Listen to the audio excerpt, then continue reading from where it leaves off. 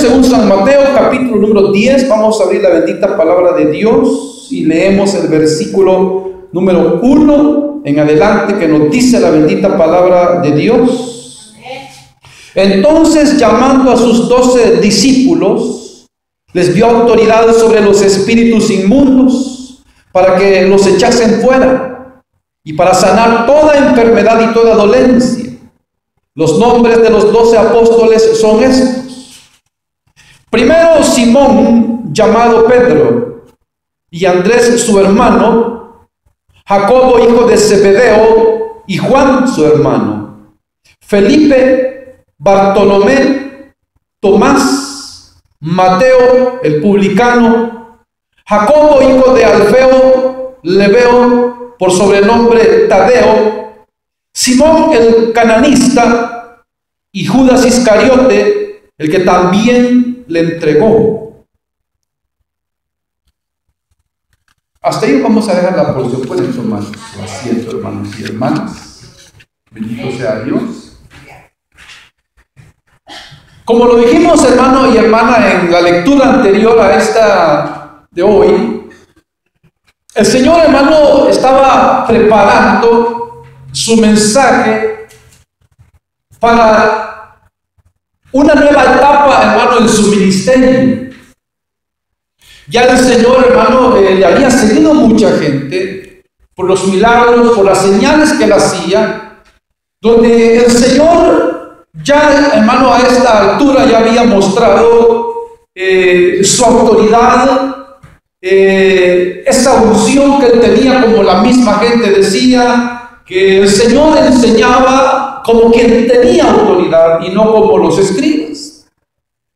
Mucha gente le seguía y mucha gente pues quería conocer de él, quería saber de él. La mayoría le seguía porque necesitaban de él un milagro.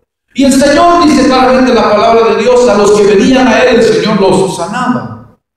Los sanaba. Pero como el Señor vino a establecer su reino, y un reino no solamente se compone de un rey, sino que también, hermano, hay leyes del reino, las cuales ya el Señor ha dado, y por supuesto seguirá dando más leyes, normas del reino.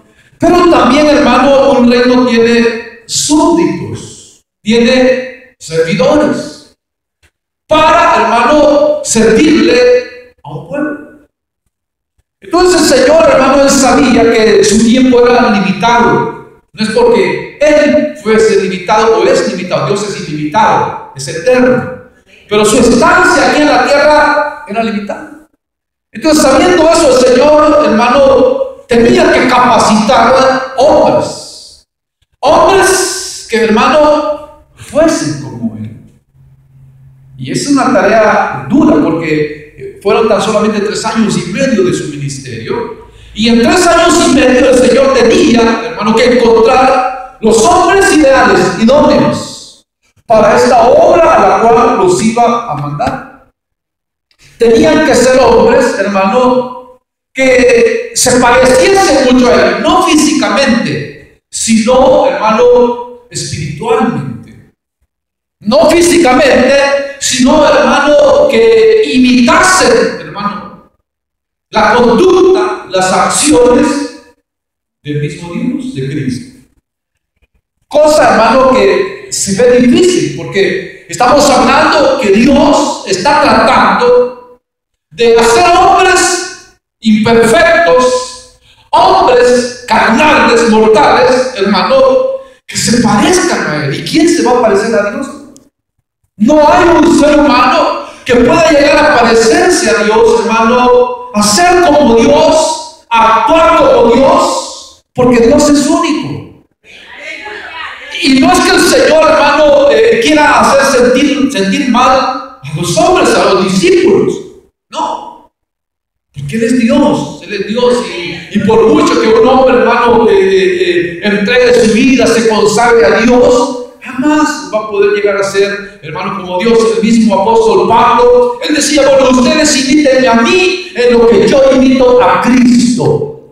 Pero él decía, yo soy un hombre, soy vendido al pecado. Eso soy yo, decía Pablo. Porque el bien que quiero no hago, sino el mal que no quiero, eso hago. Entonces encuentro en mí una ley, en mis miembros encuentro una ley que me arrastra al pecado. Pero entonces por eso, hermano, la obra que el Señor Jesús vino a hacer, está haciendo en los hombres, realmente es digno de admirar, hermano. Es digno de admirar porque, hermano, como alguien lo dijo, hermano, no hay elemento más difícil de trabajar que el ser humano. No hay, hermano, no hay nada más difícil porque como le digo, hermano, para que un hombre cambie, el cambio tiene que venir, hermano, de adentro, del corazón. El cambio tiene que venir del corazón, hermano, del ser interno, del alma. Para que, hermano, su cuerpo, que es el depósito de su alma, pueda tener buenas acciones. Y eso nadie puede cambiarlo, nadie puede entrar al corazón, hermano. Nadie puede llegar y cambiar los corazones, nadie. Solo Dios. Solo Dios. Entonces es difícil, hermano, la obra, porque el que un hombre, hermano, con sus limitaciones y todo, hermano, trate de obrar, hermano, de ver un cambio, hermano, de presentar el mensaje, hermano, y ver, hermano, un cambio en esa vida, hermano, es como le digo, es algo difícil. Solo Dios puede hacerlo. Entonces, por eso es que, hermano, Dios le dijo a ellos, yo les voy a enseñar. Y por eso el Señor los llama, hermano, y cada día para ellos era la escuela de ellos, hermano. Esa era la escuela. El Señor, usted sabe, el Señor es tremendo para enseñarnos, porque antes de que sus discípulos, si usted se recuerda, le preguntaran al Señor, enséñanos a orar, el Señor ya les había dado clases a ellos.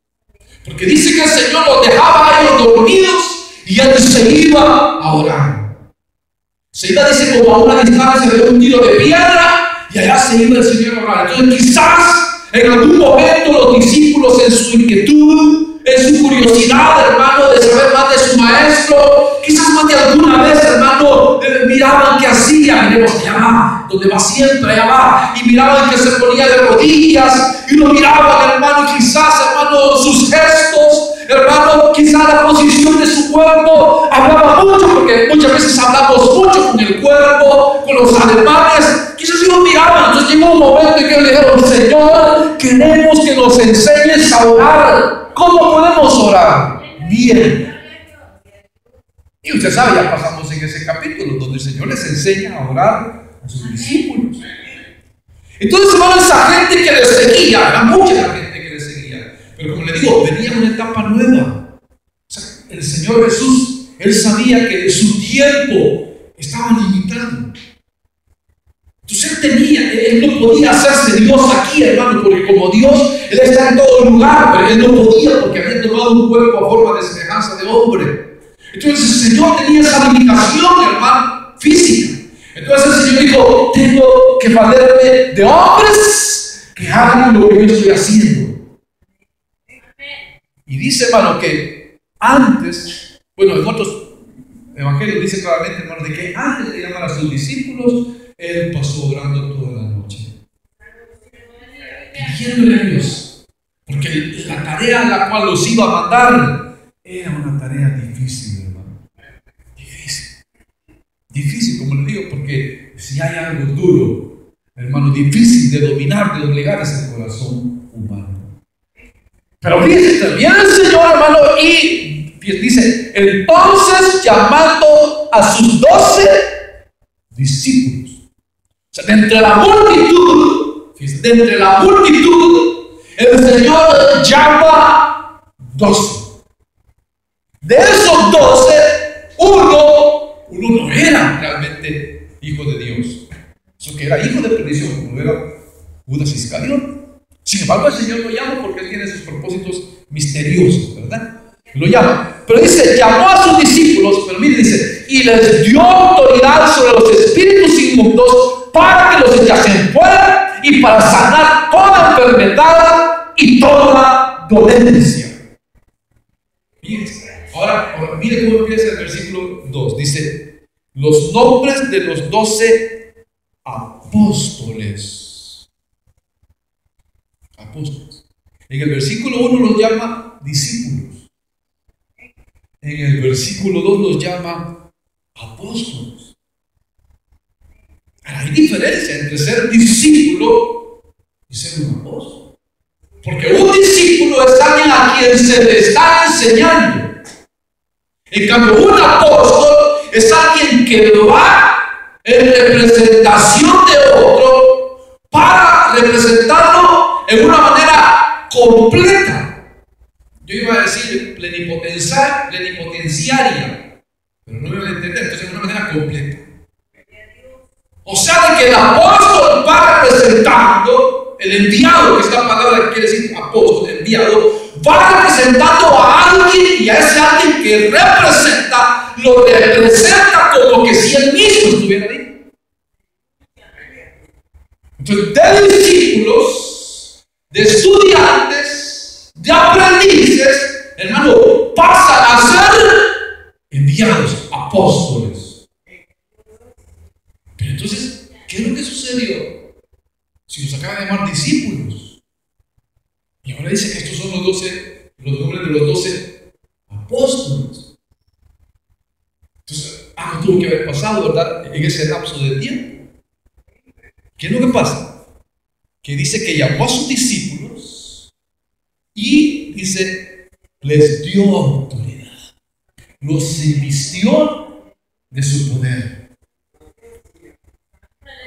Los invistió de su poder.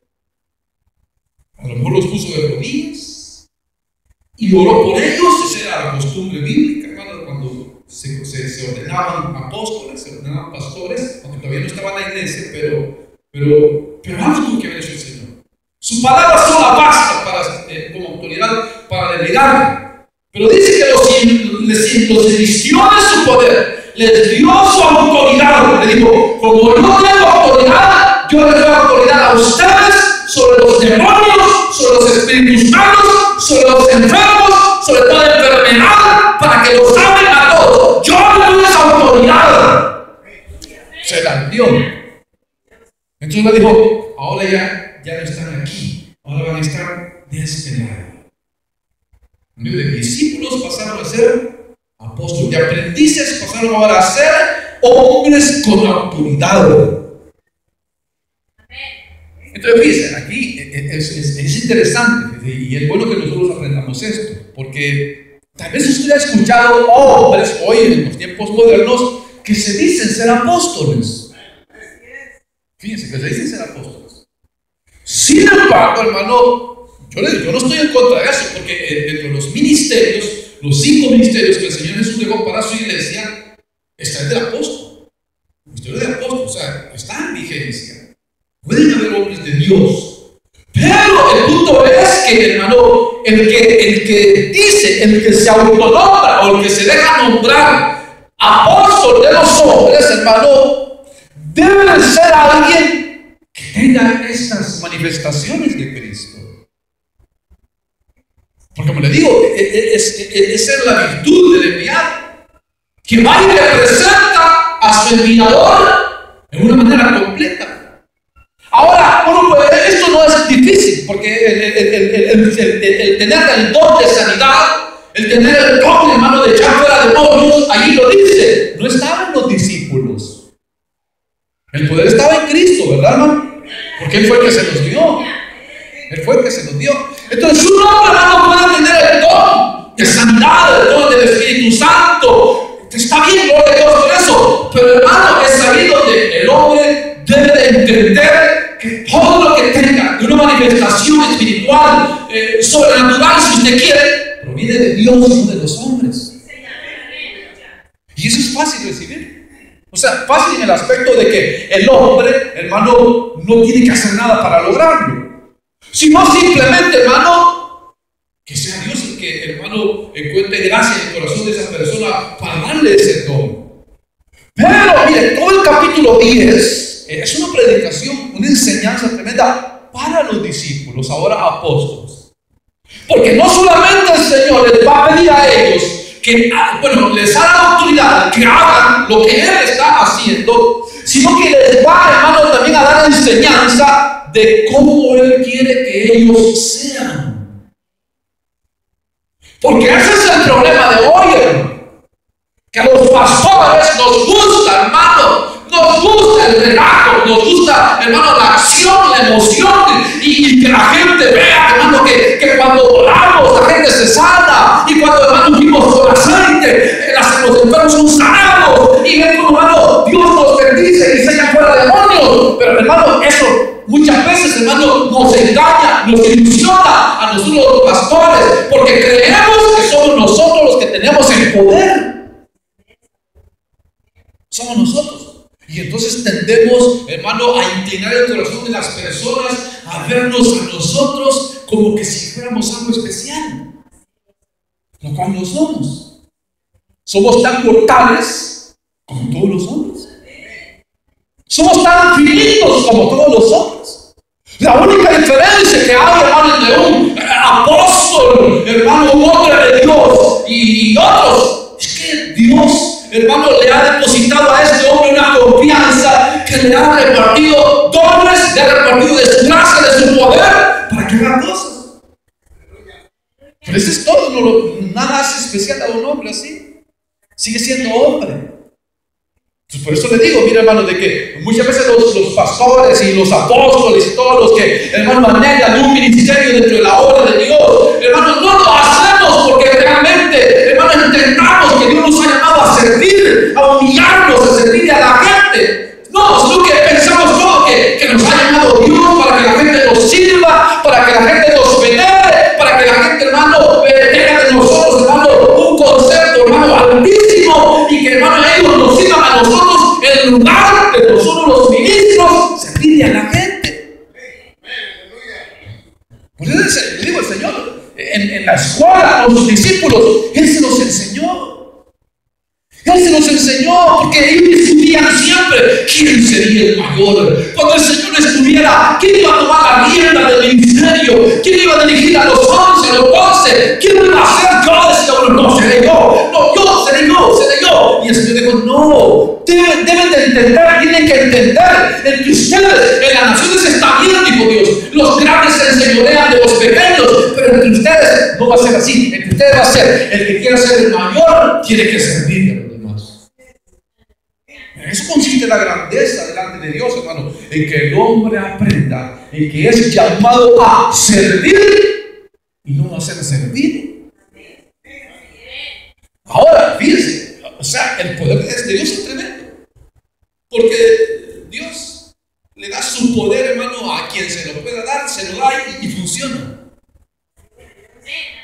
Pero el punto es de que el Señor llama a 12 hombres, hermano, que como lo hemos dicho, hermano, si hubiésemos pasado una encuesta, si hubiésemos preguntado, hermano, quiénes serían candidatos, hermano, aptos para, hermano, el apostolado, hermano, quizás a estos pobres que llamó el Señor, nadie los hubiera llamado. Pero ¿por qué los llama el Señor? ¿Por qué los llama? Usted y yo no lo sabemos, solo Dios lo sabe. ¿Por qué los llamó a ellos? ¿Por qué los llamó a ellos? ¿Por qué los llamó a ellos? ¿Por qué llamó a hombres con carácter fuerte como Pedro?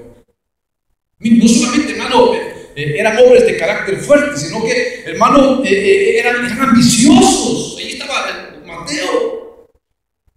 Eran ambiciosos. Eran hombres, hermano, de carácter fuerte. Eran hombres, hermano, de carácter, hermano, intrépido, hermano, de un carácter que rápido se encendía. Hombres que les gustaba, hermano, el dinero fácil. Y a ese tipo de hombres llama el Señor. Y se hace rodear de hombres, hermano, que, como le digo, mucha gente no aceptaba eso. Mucha gente no aceptaba porque si vemos la lista, bueno, hasta algunos en el caso de Mateo, hasta el título, bueno, Mateo el publicano.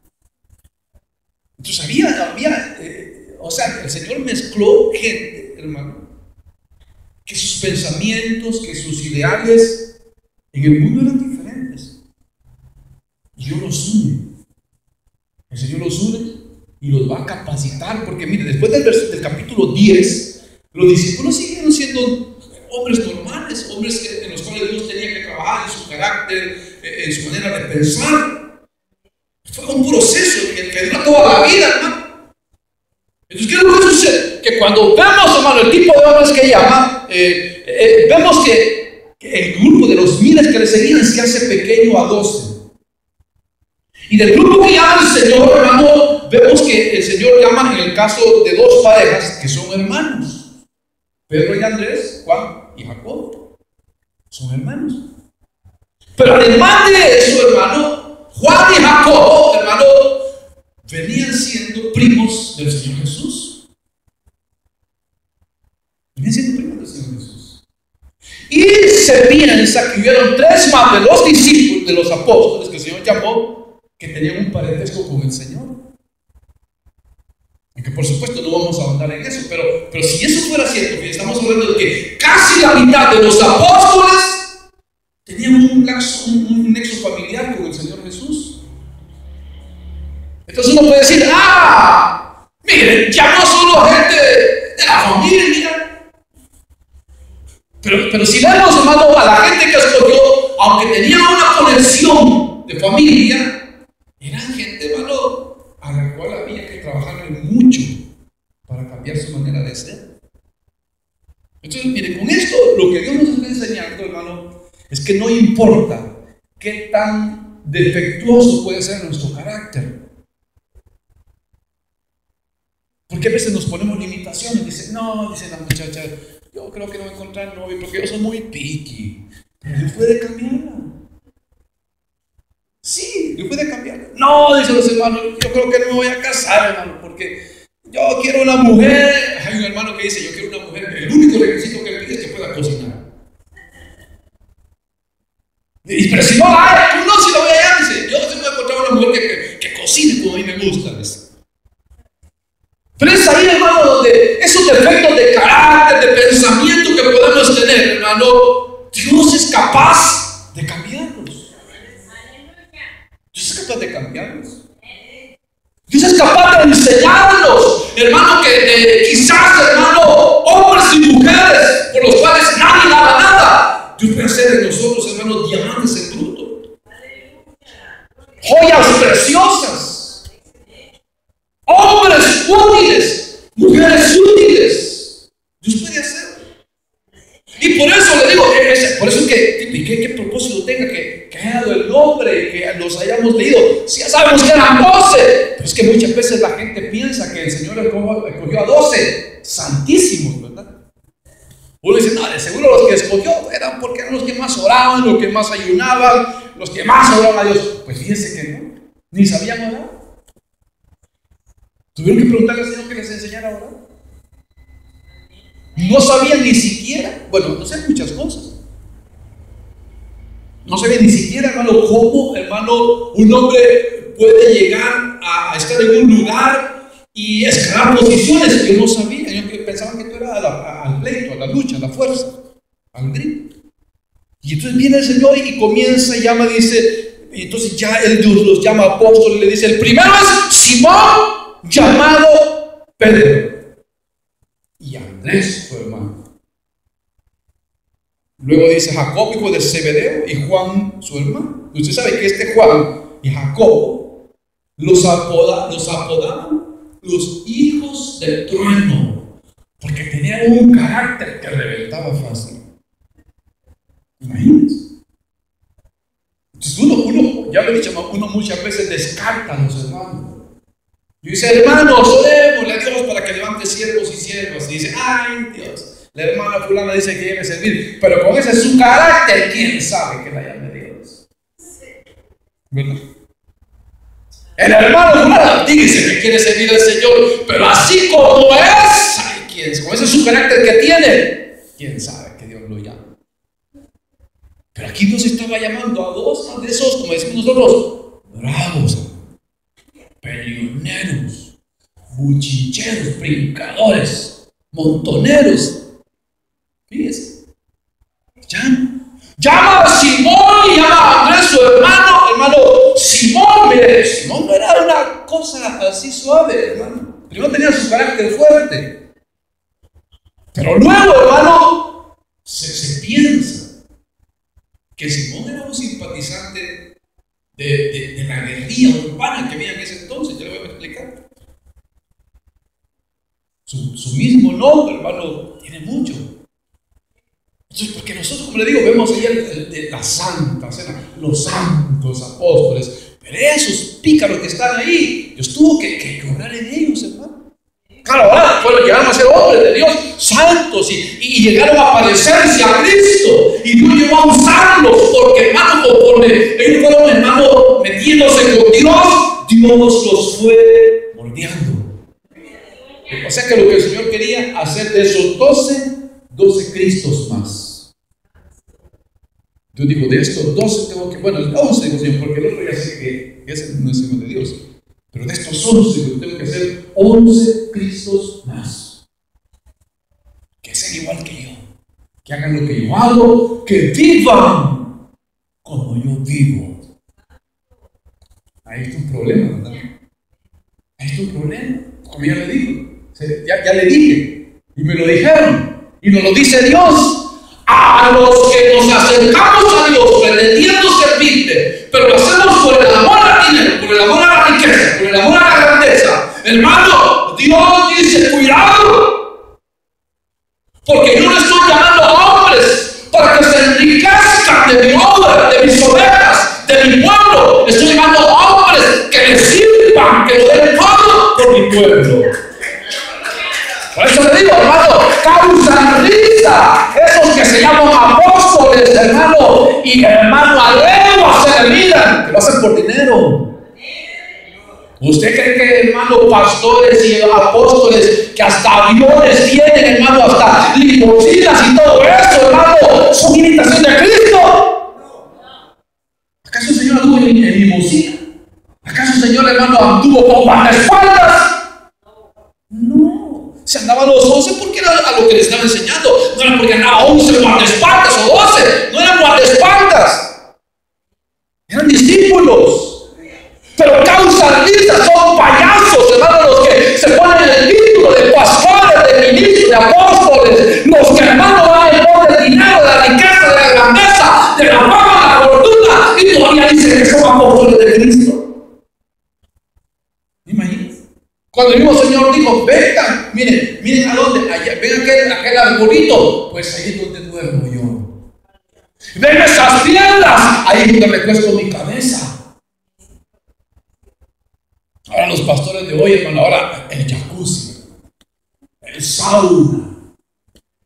Después de una predicación, voy al sauna para relajarme.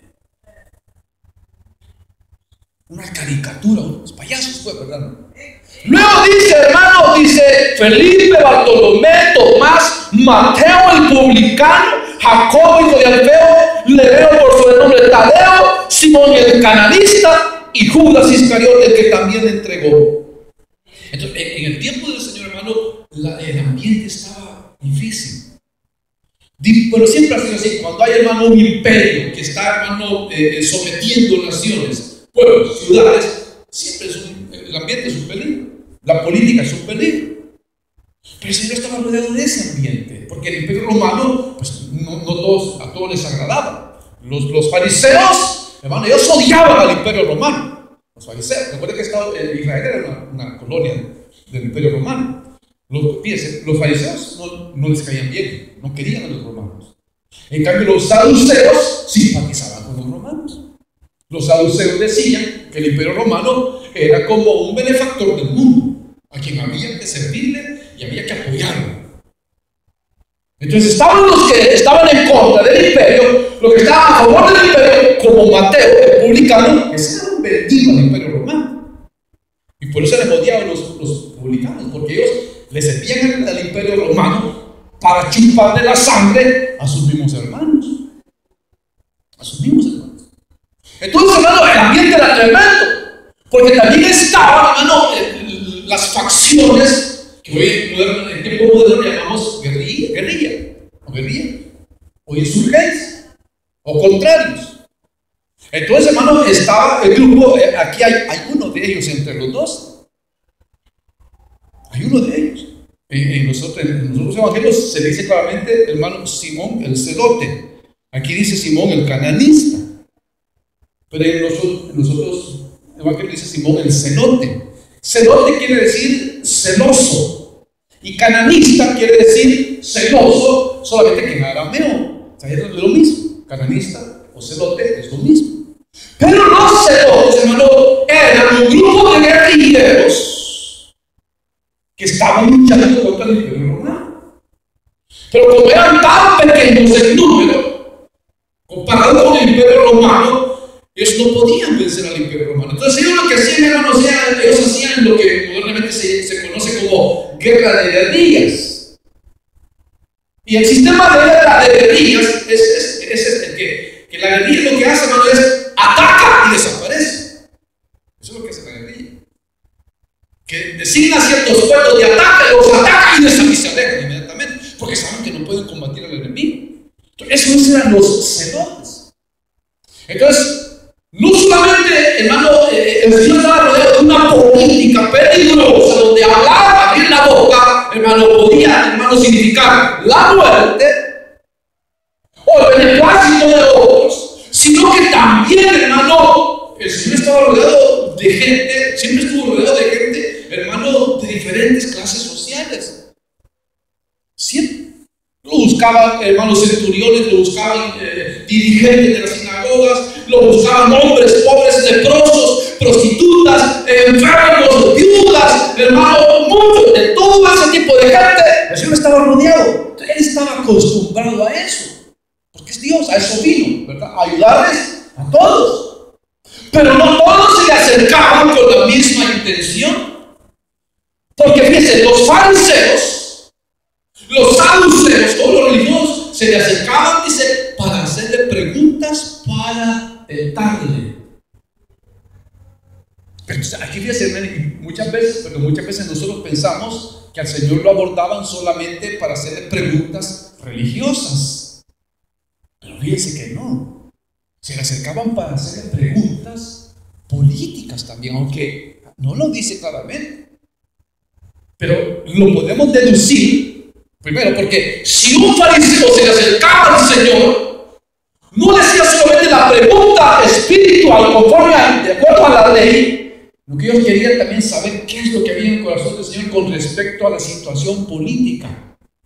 Porque muchos pensaban que el Señor había, hermano, venido a formar un grupo de subversivos. O sea, a unirse con los celotes. A unirse con los celotes.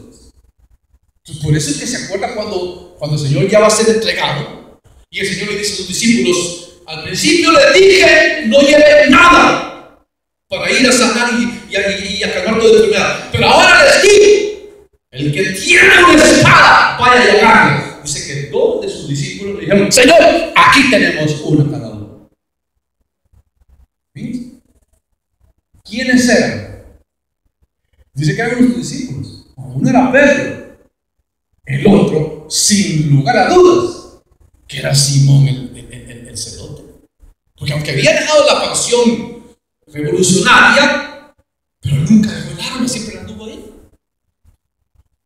Entonces, ¿qué puede usted pensar? Bueno, el Señor lo llama, pero en el corazón de aquel hombre estaba: ¿será que este será nuestro líder? Que va a fortalecer esta facción contraria al Imperio Romano y lo vamos a fortalecer, y a su tiempo él va a decir cuándo vamos a atacar. Es que quizás él pensaba eso. Y por eso, hermano, cuando al Señor, se recuerda cuando vienen y le hacen la pregunta de que si es lícito darle a César lo que darle el diezmo, el taxi, los impuestos a César. Y le dijeron: queremos hacer una pregunta: ¿es lícito al hombre darle a César los impuestos? Porque el Señor, depende de la pregunta, la respuesta que diera, iba a caer bien con unos y mal con otros. Porque los celotes dijeron: si ese está con nosotros, esto es lo que voy a decir, es que se viene en contra de César. Y los fariseos decían: si este dice, si viene en contra de César, es porque es de los celotes también. Pero si dice, si va en favor de César, entonces estamos bien. Es como que va a ser de los nuestros. Pero viene el Señor y ni se pone al lado de uno, ni de los guerrilleros, ni los del gobierno. El Señor dice: denle a César lo que es de César, y denle a Dios lo que es de Dios. Y cada nosotros, ustedes son hombres, denle a César lo que es de César. Le deben impuestos a su rey. Entonces, para los celotes dijeron: este no es. Creímos que este era. Entonces, fíjense, a tal punto se creía que el Señor, hermano, era uno más que venía a formar su imperio con los celotes, los guerrilleros, que la muerte que le dan al Señor era la muerte que recibían, o sea, los guerrilleros, los celotes, la crucifixión. Fíjense. Entonces, por eso cuando el Señor enseña, porque mucha gente, hermano, que simpatizaba con el gobierno, no quería a los celotes, no los quería. Eso que andan rompiendo puentes y todo eso, son malos. Entonces, lo que sucede es que en una ocasión estos celotes, hermano, atacaron al imperio y dice que en un enfrentamiento murieron. Y entonces la gente que simpatizaba con el gobierno decía: Samuel, por malos los mataron, por malos. Pues por ende el Señor, en Lucas 13, el Señor habla y dice: ustedes piensan que aquellos galileos que fueron muertos, que Herodes mezcló con la muerte de sus sacrificios, eran más malos y por eso murieron. El Señor le dijo: no, os digo, antes, si no os arrepentís, todos pereceréis igualmente. Pero era hermano, un ataque de los celotes. Se recuerda cuando los discípulos, hermano, ya el Señor se había ido, los discípulos predicaban y los agarraron y los querían matar, y de repente se levanta aquel sabio Gamaliel, llamado Gamaliel, ¿se recuerda? Capítulo 5 de los Hechos, dice que Gamaliel viene: hermanos, no les hagan nada a estos hombres, ¿por qué le dijeron? Estos son como esos son malos. Le voy a decir algo. Ustedes saben que hace no mucho tiempo se levantó un tal Teudas, al cual siguieron un número de 400 hombres. Mataron a Teudas, se acabó su movimiento. Luego apareció un tal Judas, al cual siguió mucha gente. Mataron al tal Judas y esa gente se dispersó. Este grupo es igual. Su líder ya está muerto. Si este movimiento es de los hombres, se va a desaparecer. Pero si es de Dios, les digo, tengan cuidado, porque nadie puede pelear contra ellos. Pero fíjense, Gamaliel, un hombre sabio, viene y mete mano dentro de la línea de las facciones revolucionarias al grupo del Señor. O sea, ese es el pensamiento que predominaba. Estos o de verdad son cristianos o son guerrilleros disfrazados de cristianos. Yo digo con Gamaliel: está fácil, no se llenan manos de sangre, déjenos, porque su líder ya se murió. Y si ese hombre trae malas intenciones, esto se va a acabar. Pero si ese líder de estos hombres es de Dios, este movimiento no lo vamos a parar. Y los dejaron. Pero fíjense, eso siguió, o sea, el pensamiento ese siguió por mucho tiempo, hermano, porque se recuerda cuando arrestan a Pablo en cierta ocasión. Hermano, y lo querían linchar, lo querían matar, hermano. Cuando el centurión no iba a hacer daño a Pablo, Pablo dijo: ¿te es ilícito castigar a un ciudadano romano? Porque en aquel entonces ser ciudadano romano era como hoy ser ciudadano americano. Que usted es ciudadano americano, en cualquier país donde usted esté, el que quiera hacer daño a usted tiene que pensarlo 2 veces, porque se está metiendo con Estados Unidos. Porque Estados Unidos vela por su pueblo. En aquel entonces, hermano, ser ciudadano romano era gran cosa, porque el mismo centurión le dijo a Pablo: si yo para hacerme ciudadano tuve que pagar dinero. Así le dice. Gran cantidad de dinero pagué yo por hacerme ciudadano romano, le dijo. ¿Y tú? No, yo soy de nacimiento. Porque cuando Pablo le habló latín, hebreo, latín, algo así le habló, porque el latín hablaban los romanos. ¿Tú hablas hebreo? Sí, y griego y latín, porque Pablo hablaba como 6 idiomas. Así que ¿cuál quiere que hablemos? De verdad. Entonces viene aquí lo que le quiero decir, le dice el centurión, que no eres tú el egipcio que sacó 500 hombres, no sé cuántos hombres eran, de la cárcel y ha vuelto aquí. ¿No eres tú ese egipcio? No, yo no soy. Yo soy de Tarso, de Cilicia, romano 100%. Sí, sí. Pero lo habían enlostado, el centurión está viendo a Pablo como un guerrillero, como un celote. Fíjense. O sea, de que el ambiente, como le digo, hablar en esos días, hermano, había que tener cuidado, porque si lo oían los celotes, este es contrario, hay que matarlo. Si lo oían los romanos, este es contrario, este hay que matarlo. Entonces el Señor sabía cómo contestarles, porque si usted sigue la lista, como digo, en el verso 4 dice, Simón el cananista. O sea, ya le dije que cananista es la palabra aramea para celote. Entonces este Simón era el exguerrillero. Fíjense, entonces viene el Señor y en su grupo de 12 pone a un guerrillero con uno del gobierno, como era Mateo, el publicano. Como que si usted dijera, bueno, voy a agarrar 12 hombres, los voy a capacitar, entonces voy a agarrar un guerrillero y voy a agarrar uno del gobierno. Y para que esos dos hermanos pudiesen convivir en su manera de pensar, en sus ideales, es difícil, ¿verdad? Porque los guerrilleros decían, los celotes decían, nosotros somos mejores que los romanos. Y venía Mateo y decía, no, los romanos somos mejores que los celotes. Entonces, hermano, por eso es que había tanta diferencia entre ellos. Como les digo, no eran hermanos la dulce de miel cada uno de ellos, eran hermanos hombres difíciles. Hombres difíciles. Que como les digo, hermano, rascando, es más, mira, hasta de Judas Iscariote, se piensa que hermano, era un hombre también de la guerrilla.